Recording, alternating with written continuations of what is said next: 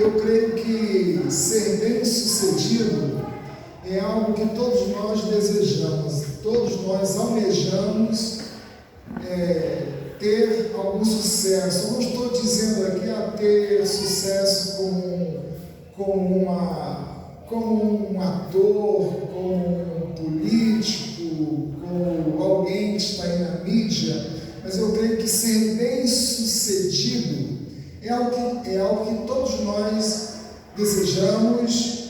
E, por exemplo, nós desejamos ser bem-sucedidos numa empresa, galgar os postos, subir de cargos. Também nós desejamos melhorar o nosso conhecimento profissional, a nossa técnica, para que possamos estar melhores, para sermos melhores trabalhadores, melhores empregados, enfim, todos nós desejamos esse tipo de melhora em nossa vida e ser abençoados. Nós desejamos ser abençoados, mas eu quero dizer também que há uma coisa que todos nós devemos aspirar, que é ser abençoadores. Quando nós somos abençoados, devemos ser também abençoadores. E existe um personagem na Bíblia que, para mim, ele sintetiza isso que eu estou dizendo aqui. E eu creio que os homens devem se mirar nesse personagem da Bíblia. É um personagem que nós conhecemos desde criança na EBD, que é José do Egito, ou José que foi para o Egito, foi forçado a ir para o Egito. E eu quero aqui falar alguns textos do Salmo 105, porque esse Salmo 105 ele sintetiza acerca da vida de José. A história da vida de José está no livro de Gênesis, nos capítulos 37 e de 39 em diante, até o final, até o capítulo 50. É o personagem da Bíblia que lá do Antigo Testamento que tem mais capítulos acerca de sua vida. José. Assim, você tem 37, depois de 39 a 50. Mas esse texto aqui vai sintetizar, que diz assim, Salmo 105, de 16 a 24. No 16 fala assim: Deus enviou fome sobre a terra, retirou-lhe todo o alimento que nos sustentava. Enviou um homem adiante deles, José, que foi vendido como escravo. Feriram-lhe os pés com correntes e o prenderam a ferros, até o tempo em que sua palavra se cumpriu. A palavra do Senhor o aprovou. O rei mandou soltá-lo, o governador dos povos o libertou. Fez dele senhor do seu palácio e governador de todo o seu patrimônio, para dar ordens aos príncipes conforme quisesse e ensinar a sabedoria aos anciãos. Então Israel entrou no Egito e Jacó peregrinou na terra de Cã. Deus tornou seu povo muito fecundo e o fez mais poderoso que os seus inimigos. Em Atos 7 nós temos também um resumo feito por Estevão, 7 de 9 a 15.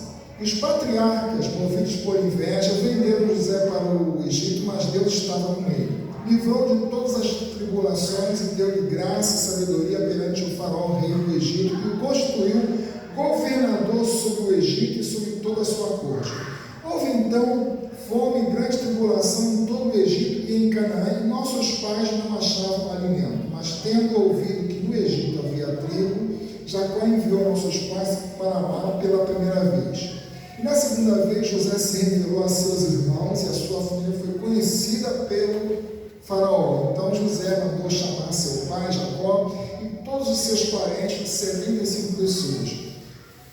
Jacó desceu ao Egito, onde morreu ele e nossos pais. Bem, irmãos, quando nós então pensamos na vida de José, nós então vemos que José é esse com quem nós devemos nos identificar pelo que Deus fez na vida dele.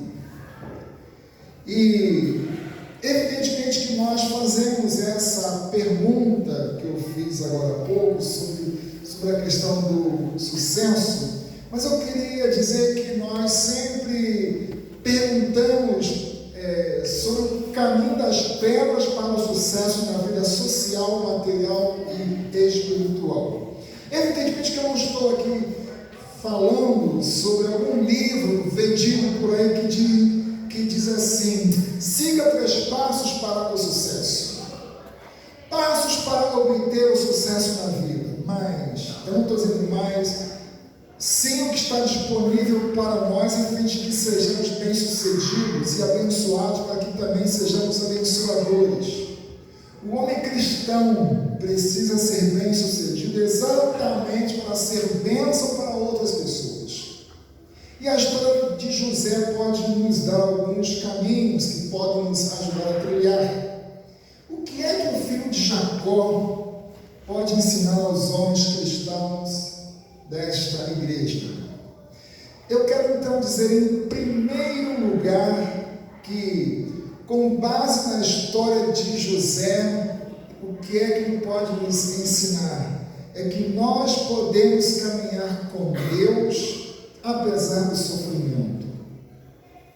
Interessante quando nós pensamos, nós já conhecemos a história de José, e aqui o Salmo 105, ele fala que Deus enviou José adiante deles, isto é, dos filhos de Israel, e José foi vendido como escravo. A gente então conhece a história de que os seus irmãos tinham inveja dele, e os irmãos procuravam sempre uma oportunidade para fazer algum mal contra ele. Então, no dia em que o pai Jacó pediu para que José fosse lá ver como estavam seus irmãos, eles viram que o irmão José, os outros irmãos, que ele havia ganhado uma linda túnica, uma túnica colorida, multicolorida, né? Algo especial, seria uma túnica bem fashion, né?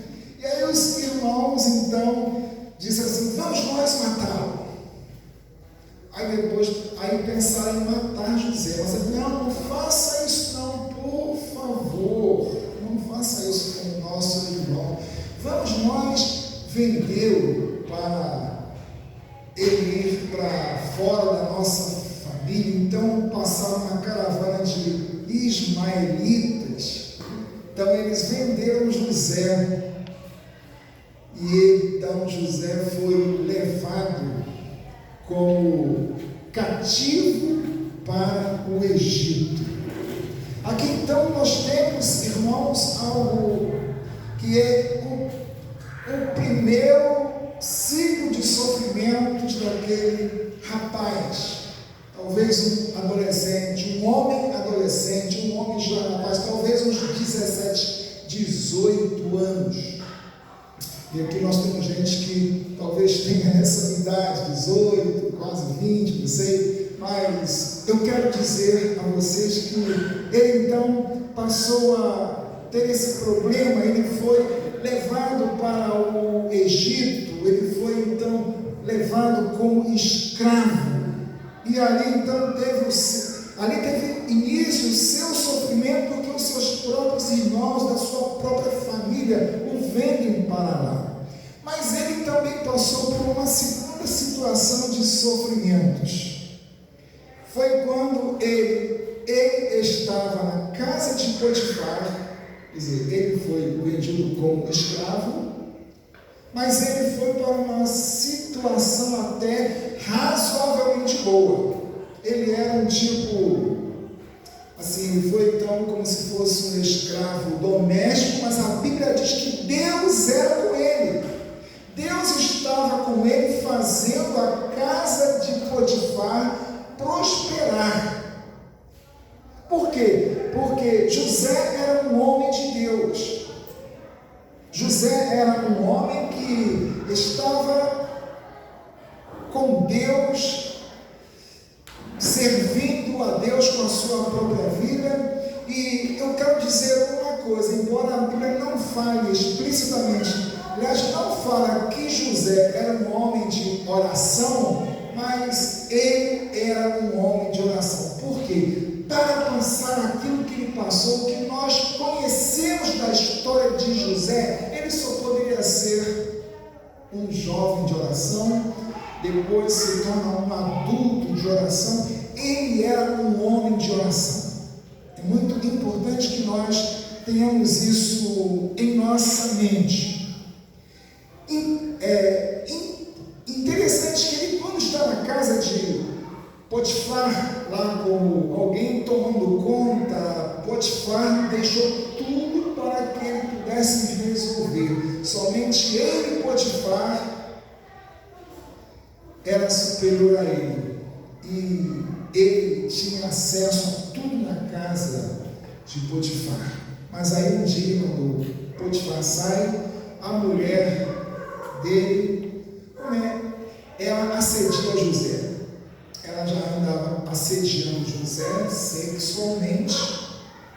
Ela achava que ele era um jovem bonito, um jovem com uma boa aparência física, então ela queria se relacionar sexualmente com ele. E ela então um dia lá, ela vai e tenta e fala, olha, vem pra cá, não sei o que, então ele vai, ele diz, como é que eu iria pecar contra o meu Deus? Interessante que aquele jovem, ele estava fora da sua família, mas ele, quando ele está ali, ele não peca. Ele disse, eu não vou pecar, porque eu pecaria contra Deus. Interessante, não havia pastor para poder estar vendo o que José estava fazendo, não havia diácono, não havia, ninguém estava vendo o que poderia acontecer naquela casa às escondidas. E José era um jovem solteiro, estava com seus hormônios à flor da pele, os hormônios sexuais ali, borbulhando. E ele resiste à tentação sexual, até que ela pega a roupa dele e tal, ele corre, ela pega a roupa. Olha, escuta aqui, aquele jovem hebreu, ele tentou me violentar. Pronto. Ele foi apreendido. E vocês sabem de uma coisa? Aí ele foi para a prisão. Ele poderia ter sido morto, mas existem comentaristas que dizem que Potifar não acreditou no fato de que ele poderia ter feito aquilo, porque ele sabia do caráter de José. Olha só, as pessoas que são de fora conhecem o caráter do homem cristão, porque ele vive a integridade segundo Deus. Ele vive em comunhão com Deus, por isso ele resiste ao pecado. Interessante, queridos irmãos, que aí quando nós vemos que José estava naquela casa, e lá diz que Deus fez a casa de Potifar prosperar, porque Deus era com ele. E aí nós então podemos voltar àquela pergunta, o que pode estar por trás da vida de um homem bem-sucedido? Podemos dizer que foi sua fé na providência de Deus em sua vida. Interessante que quando nós lemos aqui o texto, o salmista, do Salmo 105, ele fala que Deus enviou fome sobre a terra, retirou todo todo o alimento que os sustentava. Deus enviou um homem adiante dele, José, que foi vendido como escravo. Deus estava governando todos os fatos. Deus está sempre sob o governo deste mundo. Nada neste mundo acontece sem que Deus esteja no controle. Por isso que nós temos por hábito dizer, Deus está no controle. E de fato, Deus está no controle de todas as coisas. E José sabia que Deus estava no controle da vida dele. Ele sabia da providência de Deus. Mas em que mais a história de José pode nos orientar em caminhos para nos ajudar a trilhar? O que o filho de Jacó pode ensinar aos homens cristãos daqui?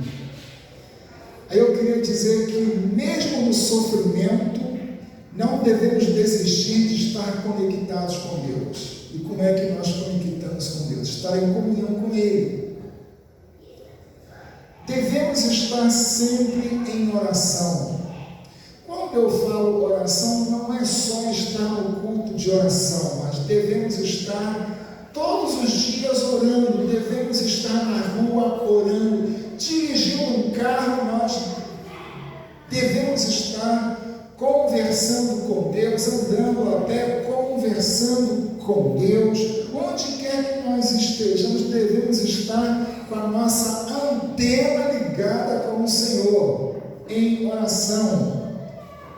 Porque, interessante, José, como eu disse aqui anteriormente, nós não temos registro bíblico de que ele orava, tal como vemos na Bíblia que Daniel sempre orava com a janela aberta, e ele orava em direção a Jerusalém.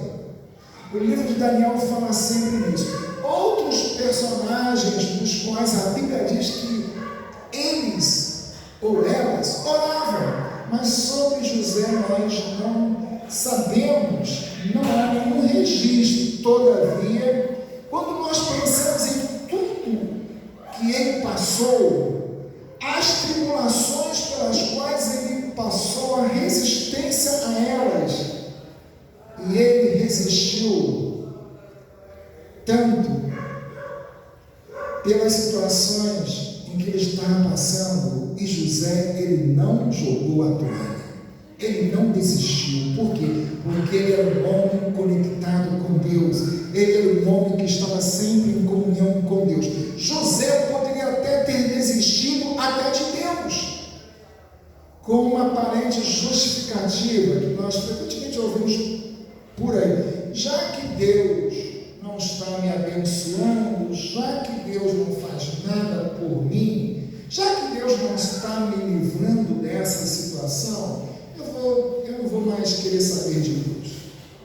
José, ele poderia justificar-se assim: já que o Deus de Abraão, meu bisavô, o Deus de meu avô Isaac e o Deus de meu pai Jacó não fez nada por mim, que estou nesta prisão, porque ele foi para a prisão acusado injustamente de ter violentado, ou de ter tentado violentar a mulher de Potifar. E ele então não disse: eu estou nessa prisão injusta e Deus não me tira daqui. Será que Deus se importa com a minha vida? Quantas vezes nós dizemos isso? Deus não está se importando comigo. Esses poderiam ser seus questionamentos. Mas diz o texto, mas nós podemos ver pela sua história e pela sua trajetória que José continuou com a sua fé firmada no Senhor. Mas, como resultado, Deus o usou na prisão. Aliás, Deus já estava usando José, como lemos lá em Gênesis 39, verso 2. Mas o Senhor estava com José e ele tornou-se próspero e passou a morar na casa de seu senhor, o egípcio. lá o Potifar. Então Deus já estava usando ele antes. Agora, uma coisa interessante é que Deus estava usando José para o bem dos outros, porque ele não desistiu de estar em comunhão com Deus. Este é o segredo do homem que Deus quer usar. É o homem que não desiste de Deus, porque Deus também não desiste dos seus. Deus não desiste de nós. E aí, por isso eu quero então dizer o que mais na história desse homem pode nos ajudar hoje, em nosso contexto do século XXI. Em terceiro lugar, que mesmo em situações contrárias às expectativas, podemos ser homens abençoadores. Na prisão, lemos no que o capítulo 40 diz que José foi usado por Deus para interpretar sonhos de dois companheiros que estavam também ali presos. Vocês conhecem a história. Os dois tiveram um sonho, e aí os dois viram em José alguém diferente, alguém que poderia ser usado por Deus. E eles foram a José, contaram cada um deles o sonho que teve, e José deu a devida interpretação aos seus colegas de cela, e tudo se cumpriu fielmente, porque Deus sempre atende aquele que lhe é fiel, e José era homem fiel a Deus. Além do mais, após a sua libertação da prisão, José foi usado por Deus com sucesso para interpretar os sonhos do rei do Egito, o faraó, conforme lemos no capítulo 41 de Gênesis. Nós então conhecemos a história de José. Ele saiu da prisão porque aquele que estava ali, que servia o vinho ao rei, ao faraó, disse: olha, lá onde eu estava, existe um rapaz, existe um homem lá talvez lá com seus 20 e poucos anos, e ele interpretou um sonho que eu tive, o sonho se cumpriu, por isso que eu estou aqui, faraó. E aí o faraó então mandou buscar José, e José saiu da prisão e foi, se barbeou bonitinho, se arrumou e foi lá para a corte de Faraó. Então foi exatamente, ele saiu da prisão para estar na corte junto ao rei, exatamente porque o rei teve um sonho e ninguém conseguia interpretar. E José deu a devida interpretação, dizendo: olha, é Deus quem dá a capacidade de interpretação. E José então contou, José deu a interpretação e ainda deu o caminho das pedras, como é que Faraó deveria se conduzir diante da grave situação de seca e de fome que havia no Egito. Não só no Egito, mas também em outras regiões lá do crescente fértil, como a gente fala, ali no Oriente Médio. E aí eles viram que José, ele poderia ser alguém importante para salvar o Egito da crise econômica, da crise de alimento, em que as pessoas poderiam morrer de fome. E aí a fidelidade de José estava por trás do seu sucesso. É o que nos leva a considerar que, por fim, em quarto lugar, após situações de calamidade, podemos ser mais do que abençoadores e ser recompensados. Meus amados irmãos, em situações de calamidades, em situações de dificuldades, como nós hoje vivemos, por exemplo, com essa pandemia que ainda não passou, temos problemas de desemprego, nós temos problemas sérios, e Deus quer usar os homens desta igreja os homens desta nação, os homens de Deus desta nação. Eu, quando falo aqui homens de Deus, eu quero dizer uma coisa a vocês, porque normalmente a gente fala homem de Deus referindo-se a pastor, mas eu quero dizer que você, um cristão, é um homem de Deus, um homem que pode ser usado por Deus onde quer que você esteja. Se você é fiel a Deus, se você está conectado com Deus, se você vive uma vida submissa a Deus, você então é um homem de Deus. Interessante que o Salmo 105 fala assim, acerca já dessa situação. O rei, lá no verso 20, o rei mandou soltá-lo, o governador dos povos o libertou, fez dele senhor do seu palácio e governador de todo o seu patrimônio, para dar ordens aos príncipes conforme quisesse e ensinar a sabedoria aos anciãos. Olha só o que é que o homem de Deus pode fazer. O rei, o governador dos povos o libertou e fez de José, no caso, o faraó, fez de José senhor do seu palácio, governador de todo o seu patrimônio, para ele dar ordens aos príncipes, conforme quisesse, e ensinar a sabedoria aos anciãos. Da mesma forma, como nós lemos Atos capítulo 7, Estevão falando aos judeus de sua época, fala assim, mas Deus estava com ele, isto é, com José, livrou de todas as tribulações e deu-lhe graça e sabedoria perante Faraó, rei do Egito, que o constituiu governador sobre o Egito e sobre toda a sua corte. Ou seja, aqui Estevão, na sua pregação, porque isso aqui é um sermão, Estevão falando aos judeus do seu tempo, diz, olha, e ele disse exatamente como está lá em Gênesis, de 39 em diante. Ele está contando tudo.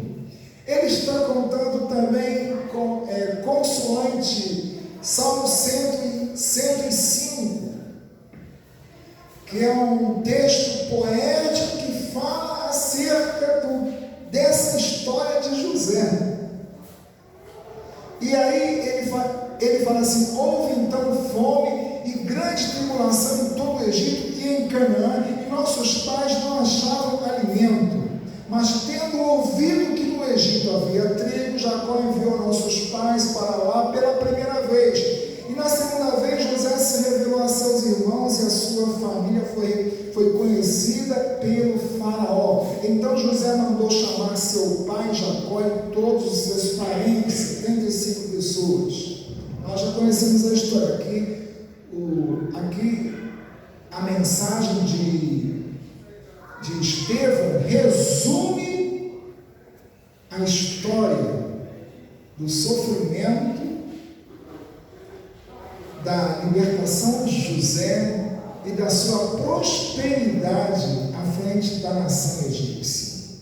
E como é que José, ele não só teve uma prosperidade pessoal, mas ele também, e ele foi com isso abençoado, mas ele abençoou não só o Egito, mas ele também abençoou outros povos que foram para o Egito a fim de obter trigo, para que não morressem de fome, e mais também os seus pais, o seu pai, os seus irmãos que estavam na terra de Canaã, souberam que lá no Egito havia comida, havia alimento, e eles foram para lá, e por causa disso, e a história nós já conhecemos, José se revela aos seus irmãos, e o pai então sabe, aí toda a história nós já conhecemos, Jacó lá de Canaã sabe que José está no Egito, ele então vai para lá, meu filho está vivo, porque Jacó pensava que seu filho estava morto há muitos anos, mas ele ficou com o coração alegre, meu filho está vivo, ele não está morto, como os meus outros filhos mentiram para mim. E lá estava José. A coisa mais interessante, irmãos, é que José, como homem de Deus, foi abençoado e foi um abençoador de vidas. Nós, homens de Deus, também devemos ser não só homens que somos abençoados, mas também vamos abençoar outras pessoas. Mas para concluir, para nós encerrarmos, o que pode estar por trás da vida de um homem bem-sucedido? Qual o segredo do sucesso do homem de Deus? Com base no que vemos, saber que Deus é à frente de nossas vidas, mesmo que estejamos em situações difíceis e complicadas, como houve com José. Você está passando por algum problema, mas você é um homem que está conectado com Deus, você vive em comunhão com o Senhor. Deus está no controle de sua vida. Saber que Deus está à frente de tudo, por mais que a situação seja desfavorável, uma vida conectada com Deus através da oração e da dependência dEle, também nos faz ser bem-sucedidos, de tal modo que todos verão que Deus está por trás de nossas vidas, queridos irmãos. Pensemos seriamente nisso. O que pode estar por trás de um homem bem-sucedido? É o fato de estarmos conscientes de que Deus é soberano em nossas vidas e que podemos confiar em sua providência em nossas vidas, como lemos acerca do que disse José aos seus irmãos, que temeram represália da parte dele, que estava como governador do Egito. É interessante que essa passagem aqui, irmãos, é uma passagem muito significativa. Por quê? Eu já estou encerrando.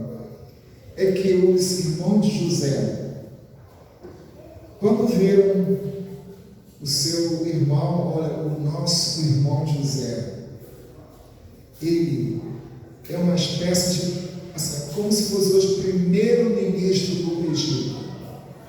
Ele é governador, ele tem poder, ele só está abaixo de Faraó, rei do Egito. Então ele tem poder demais. Agora ele pode se vingar de nós. Ele pode dizer, agora vocês fizeram isso comigo, agora eu vou punir vocês, agora vocês vão se ver comigo. De fato, José até que poderia fazer isso aí olhando do ponto de vista do homem sem Deus. Mas José era um homem de Deus. Pensemos nisso. O homem de Deus pensa diferente do homem sem Deus. E aí, no capítulo 50, nós temos o seguinte registro a partir do verso 17. Assim direis a José. Por quê? Porque os irmãos de José ficavam com medo. Agora ele vai se vingar pelo que nós fizemos contra ele. Assim direis a José: perdoa a transgressão de teus irmãos, o pecado deles, porque te fizeram mal. Agora rogamos que perdoes a transgressão dos servos do Deus de teu pai. E José chorou enquanto lhes falava. Depois disso, seus irmãos também foram, prostraram-se diante dele e disseram: seremos teus escravos. José respondeu: não temais. Por acaso estou no lugar de Deus? Certamente planejaste o mal contra mim, porém Deus o transformou em bem, para fazer o que se vê neste dia, ou seja, conservar muita gente com vida. Agora não temais, sustentarei a vós e a vossos filhinhos. Assim ele, José, os consolou e lhes falou ao coração. Olha só uma coisa interessante acerca de José. Eu já disse uma vez lá no seminário onde eu dou aula, que José era um teólogo. Existe um livro de um autor que gosto muito, chamado R.C. Sproul. Ele tem um livro com o título Somos Todos Teólogos. Evidentemente que quando eu falo que somos todos teólogos, é porque todos nós pensamos acerca de Deus, todos nós refletimos acerca de Deus. Então, todos nós somos teólogos. Claro que existem os teólogos acadêmicos, claro, estou dizendo aqui, todos nós pensamos acerca de Deus. Até mesmo alguém que diz e que tenta dizer, ou que tenta justificar que Deus não existe, ele está sendo um teólogo. Por incrível que pareça, até quem nega a existência de Deus está sendo um teólogo. Aliás, existe um ateu francês que ele escreveu um livro chamado Ateologia, quer dizer, negação da teologia, mas isso é uma outra história, mas até ele está sendo teólogo mesmo. O nome do livro é Tratado de Ateologia. É o tratado do ateu, que não crê em Deus. Mas eu fico vendo, irmãos, quando eu vejo o que José fala aqui, José, há milênios atrás, fala exatamente o que nós devemos pensar hoje, a providência de Deus. Deus está no governo do universo. Nada neste mundo acontece sem o governo providencial de Deus. E aí José fala assim, no verso 19: não temais, por acaso estou no lugar de Deus, certamente planejaste o mal contra mim, mas Deus o transformou em bem, para fazer o que se vê neste dia, ou seja, conservar muita gente com vida. José, ele diz assim, eu não posso fazer nada contra vocês, porque eu não sou Deus. Há pessoas por aí que se colocam como se elas fossem Deus. A gente que acha assim, Deus não existe, sou eu que decido tudo. Eu é que estou no governo de todas as coisas. Não está. É o Deus Criador dos céus e da terra que está no governo de todo o universo. Não cai uma folha de uma árvore sem que Deus não permita, queridos.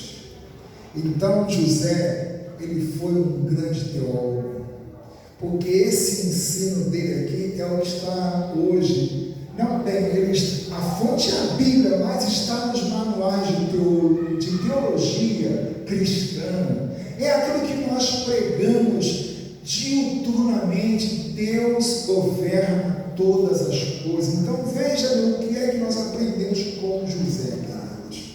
José de fato foi um homem de Deus, que não só refletiu corretamente acerca de Deus, mas ele viveu e ele agiu conforme a sua teologia correta acerca de Deus. Que Deus nos abençoe, aos homens desta igreja, e que nós possamos olhar para a vida de José apenas para vermos o que é que Deus pode fazer por nós, nos abençoando, nos fazendo ser bem-sucedidos, mas também Deus pode nos usar para que sejamos homens abençoadores de vida. Assim, Deus abençoe. Obrigado, pastor Roberto, pela sua palavra, que veio realmente nos abençoar.